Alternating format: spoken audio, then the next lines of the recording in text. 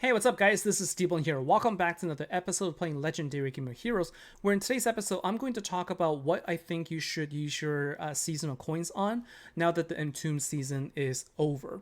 So again, if you wanted to go to the ultimate, sort of the past ultimates page, start with the seasonal page, then click on ultimates, and you can see all of the cards from the past.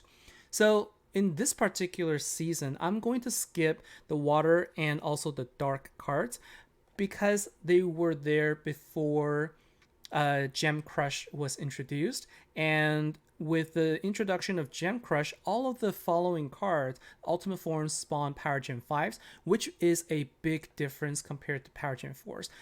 The power level goes up, significantly. And so I think that starting with Power Gen 5s is critical. And so I think that it's best to think about these three cards.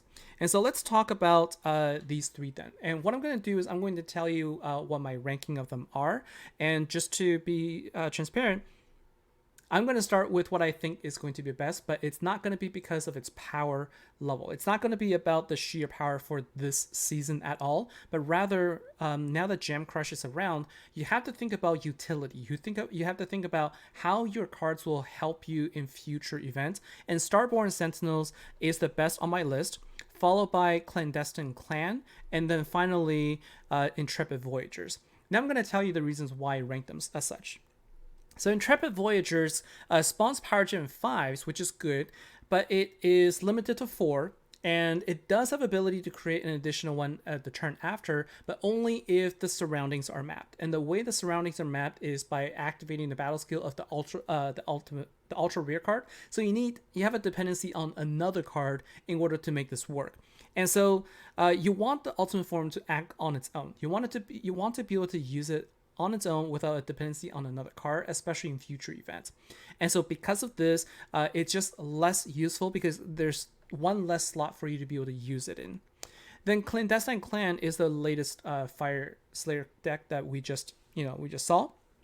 And this card will spawn Power Gen 4s, and it does also create additional one for every 200 noble kill intensity. So it's not a great power gen spawner, but what I really think this is good for is its ability to cleanse all debuffs as long as Gem Crush occurs.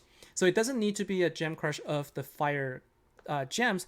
As long as any Gem Crush occurs, it will cleanse the debuff. So it works really well for a lot of the debuffs that you can get hit with, but it's also it happens first, so like cards like Weekend doesn't actually impact it, which is nice.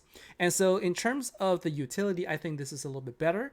Again, it's all about the Power Gen 5s, but then I think the true power here for Starborn Sentinels is, even though in the commander event itself, it seemed really, really weak, right? So as a deck goes, it wasn't that great, but as the card itself goes, it works really well as a support role.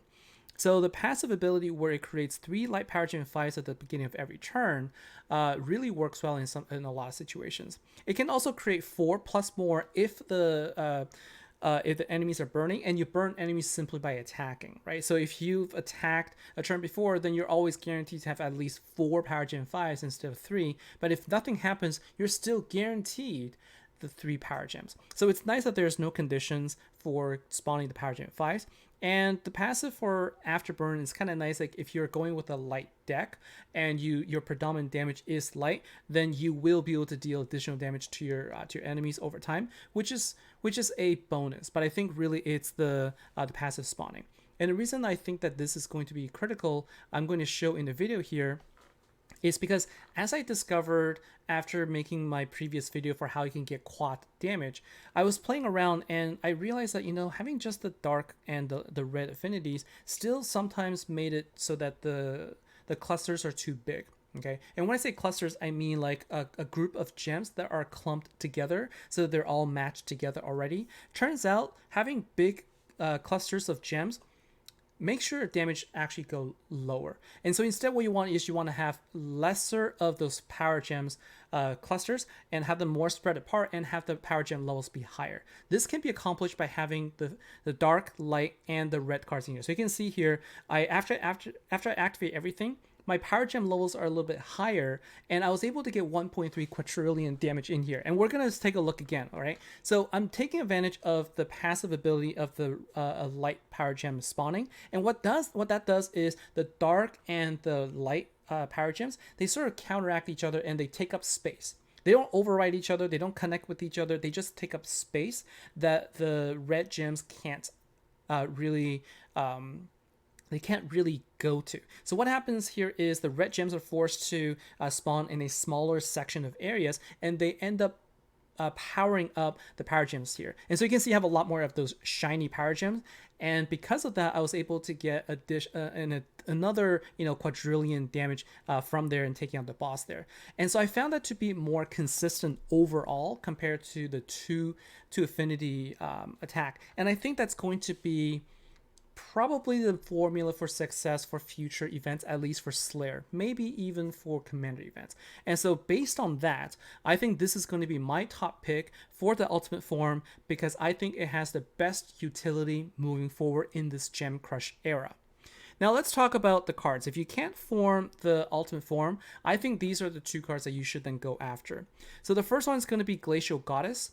This card, again, similar idea. It passively spawns power gems. Even though it's only power gem 3 as opposed to power gem 5, you can still use this ability to break up the cluster of gems if you're using this strategy to try and maximize your damage output. I think that this would still work well. And then the other card is Sharpbite Shinobi. Really, it's all about the passive ability to cleanse. All right, so it's about being able to cleanse all debuffs while spawning 6 power gem 4s.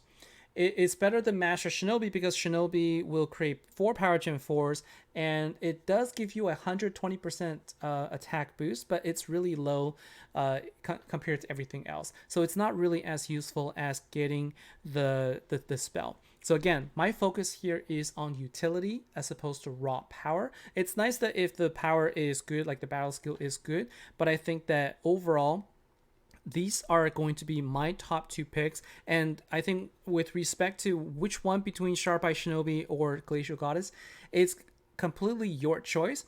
But I think that Glacial Goddess probably ekes out a little bit, even though it has a terrible battle skill where it just, decreases enemy counter by 1 and it has a 6-turn cooldown. Again, if you're going to be using this card, you're not using it for anything else except for the passive in a passive role, right? It's going to be a pure support card, whereas Sharpeye Shinobi can be used as a damage dealer because of its ability to spawn a lot more power gems. And so that is going to be my choice here. And, hopefully this helps you make a decision with what to do with your coins. I would love to hear your feedback also. Let me know in the comment below what your choices are, what you end up picking, and what your favorite is of the season. Or if you decide that you wanted to go with the water or the dark one, that's fine too. Let me know your reasons for that. And I would love to hear your thoughts and feedback. All right, so that's going to be it for this episode. Thanks a lot for watching, guys. I'll see you next time. Take care.